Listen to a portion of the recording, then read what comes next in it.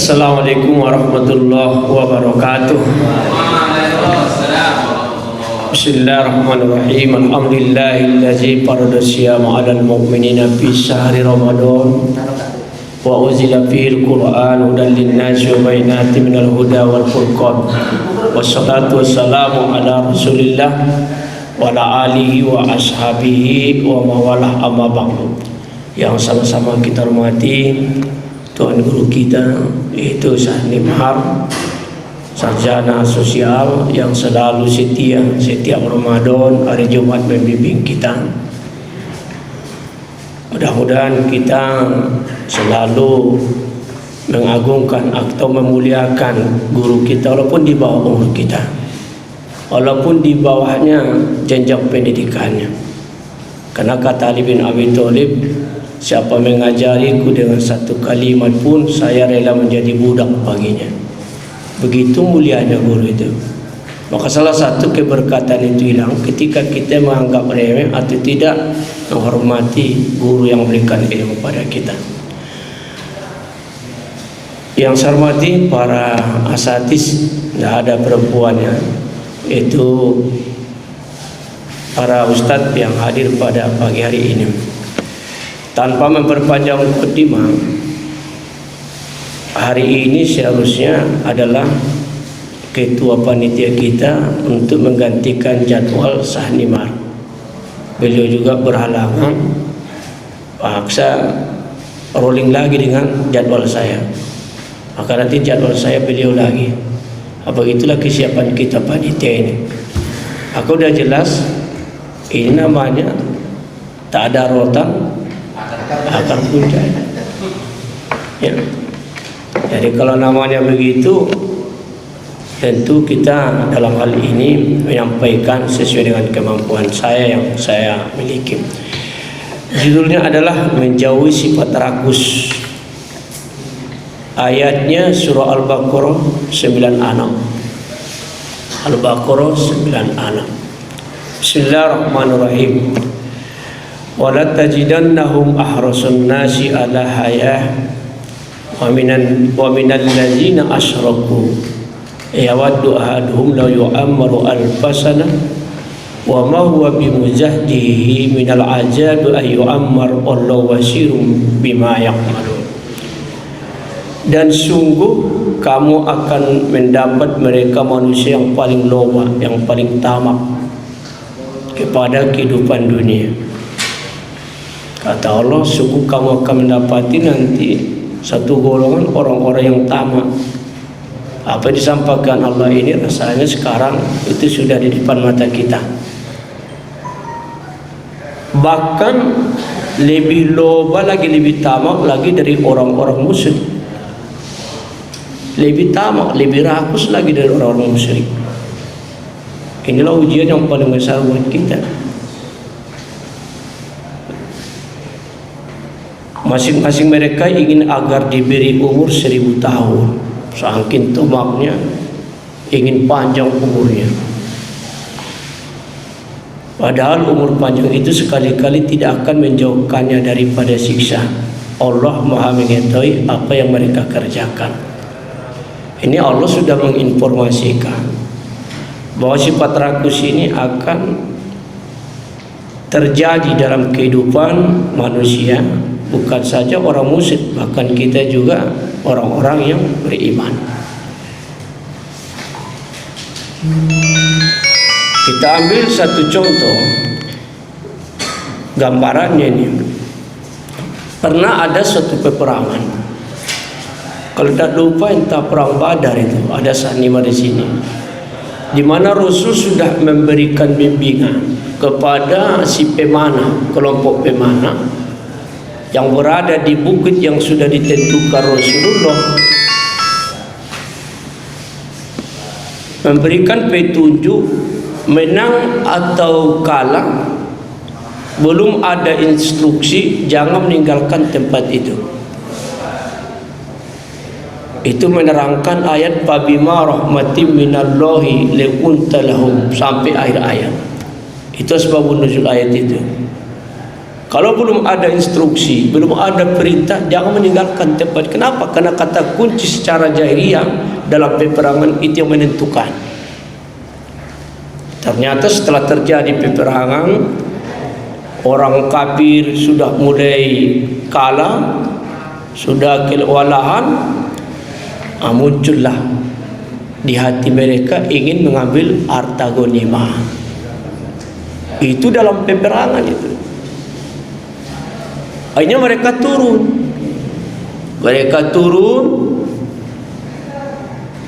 Padahal sudah berjanji dengan Rasulullah. Apa yang terjadi? Karena mereka sudah meninggalkan tempat itu, maka orang kafir nampak sehingga mereka naik ke atas menggantikan tempat itu. Saat itulah umat Islam mengalami kekalahan. Apa yang kita bisa ambil hikmah? Sedangkan dalam berjuang saja pun masih datang cinta dunia itu. Apalagi model kita ini. Artinya untuk memberikan kehati-hatian, jangan pula menjadi alasan. Sedangkan seperti itu saja masih ingin harta, masih cinta kepada, apalagi model kita. Maka itulah Allah memberikan nasihat kepada Rasulullah. Sebagian rahmat Allah Muhammad, engkau berkasih sayang kepada mereka. Kalau engkau kasar, mereka akan meninggalkanmu. Situasi seperti ini jangan kasar kepada mereka. Siapa lagi menolong? Maka maafkan mereka, istighfarkan mereka, minta ampun kepada Allah kan kesalahan mereka, musyawarah kembali dengan mereka. Maka apabila sudah mengambil keputusan, serahkan kepada Allah. Innallaha yuhibbul mutawakkilin. Itu gambarannya. Artinya apa? Memang manusia ini secara fitrah cinta kepada dunia. Maka di sini saya lihat, saya baca arti serakah, tamak sama itu ya. Serakah adalah mencintai dunia berlebih-lebihan. Mencintai dunia berlebih-lebihan tanpa memperhatikan nilai-nilai Islam, nilai-nilai aturan yang ada. Maka Rasulullah bersabda, hubbud dunya ra'su kulli khati'ah. Cinta kepada dunia adalah pangkal dari segala kejahatan. Orang membunuh karena dunia. Apa yang terjadi kita lihat sekarang ini, kekerasan, membegal, itu karena dunia. Ini. Maka dampak daripada rakus ini, pertama apa? Satu adalah tidak pernah qanaah, tidak ada rasa cukup. Orang rakus tidak akan pernah merasa cukup. Maka dikatakan Rasulullah, kalau kamu dikasih satu lembah emas, kamu akan minta 2 lembah. Dikasih 2 lembah, akan minta 3 lembah.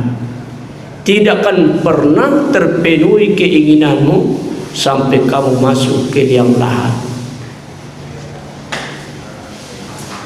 Maka hidup kalau serakah itu tidak pernah qanaah. Coba lihat, sudah begitu banyak hartanya, sudah kaya raya, 7 keturunan bisa cukup.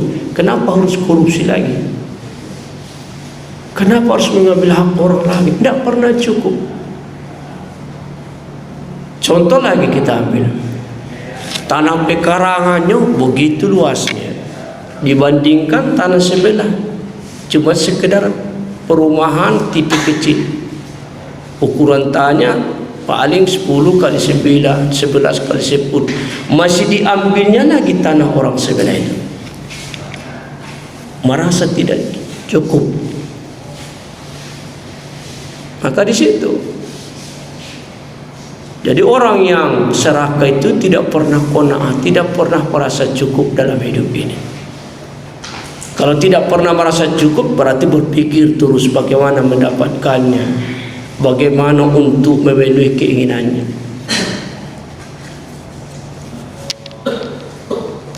Kemudian kalau sudah namanya serakah, tulul amal, panjang angan-angan. Orang yang serakah itu ada selalu keinginan panjang angan, mau ini dapat ini, sudah selesai. Maka ada salah satu hadis Rasulullah, artinya adalah barang siapa bangun pagi hatinya hanya terpaut kepada dunia, yang dipikirkannya cuma dunia, bukan sholat subuh, maka Allah memberikan 4 ditimpakan kepada dirinya. 1, pikiran yang tidak tenang atau pikiran yang tidak habis-habisnya. Yang kedua, panjang angan-angan. Itulah tadi, ada terus angan-angannya.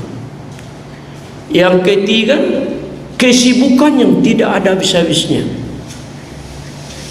Entah apa pekerjaannya, sibuk aja bawaannya. Karena dia sudah mengaitkan hatinya cuma dunia. Yang keempat, tidak mendapat qanaah, ditimpakan tidak pernah mendapat qanaah, tidak pernah cukup. Makanya Islam itu menyuruh kita sholat dulu, berinteraksi dulu dengan Allah, baru kita melakukan itu. Nah, oleh karena itu akibat daripada cinta kepada dunia itu panjang angan-angan.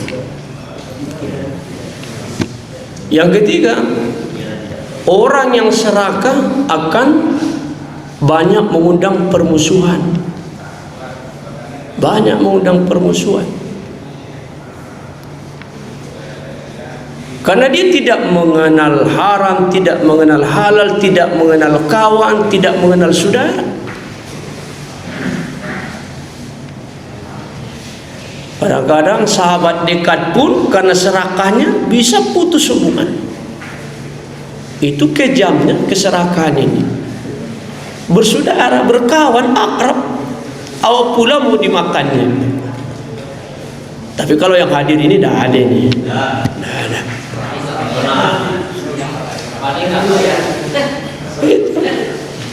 Mengundang permusuhan, bertetangga, orang serakah tidak baik sama tetangganya, tidak baik. Bergaul mengundang permusuhan, di kantor mengundang permusuhan. Nah, di situ. Jadi akibat ini sangat besar dalam kehidupan kita. Maka Islam itu selalu menyampaikan jauhkan sifat serakah. Serakah ini asal katanya suroko. Suroko, tahu dulu sejarah suroko? Ya kan? Rela dia ingin membunuh Rasulullah karena ingin mendapatkan hadiah. Ditolong Rasul dia, masih diulangi dia lagi. Itulah saking serakahnya. Maka kalau ada yang serakah, keturunan si Suroko itu. Iya kan? Itu. Jadi itu dampak salah satu di antara serakah. Kemudian dampak berikutnya adalah orang yang serakah itu bisa melalaikannya dari ibadah. Lalai beribadah. Kenapa? Karena tadi orang serakah itu selalu sibuk terus, kata Rasul tadi, sibuk terus. Maka salah satu membuat orang lalai beribadah karena terlalu cinta kepada dunia ini. Terlalu cinta. Coba kita lihat-lihat tetangga kita, kawan kita, sholat selalu terlambat, bahkan tidak berkenapa. Karena yang dikejarnya cuma dunia. Jadi orang yang serakah itu selalu melalaikannya untuk beribadah. Maka Allah dalam Al-Quran, kita tahu semua ayatnya itu, Bismillahirrahmanirrahim, diingatkan Allah, ya ayyuhallazina amanu la tulhikum amwalukum wala auladukum an zikrillah wa may yaf'al dzalika fa ulaika humul Janganlah kamu dilalaikan oleh urusan hartamu, urusan anakmu, urusan dunia. Lalai beribadah, lalai mengingat Allah. Siapa yang melakukan demikian termasuk orang merugi di dunia sampai di akhirat. Merugi.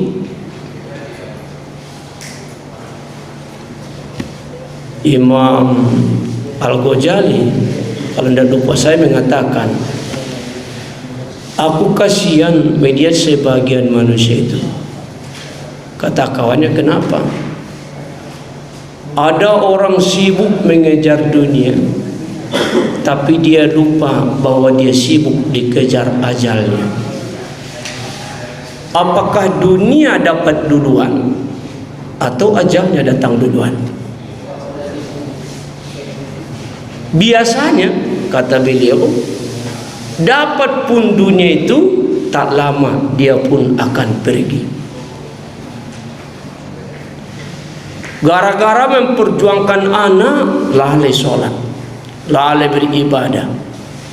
Pas anak selesai kuliah, berhasil, dia pun pergi. Menyedihkan. Banyak seperti itu. Itu yang dikasihani itu. Sibuk mengejar dunia, lupa dia bahwa dia dikejar ajalnya.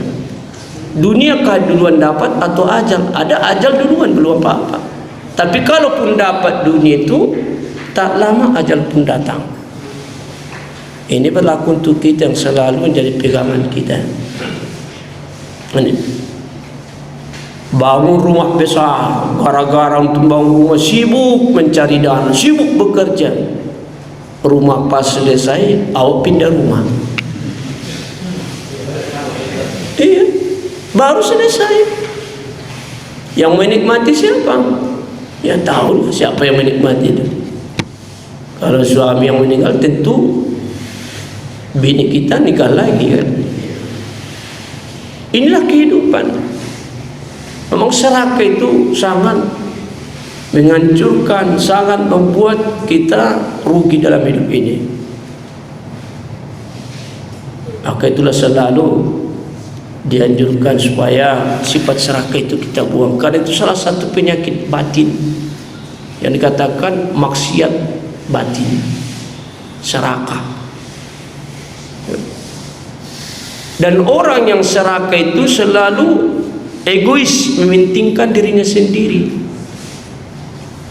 Selalu mementingkan dirinya sendiri, tak peduli dia orang lain.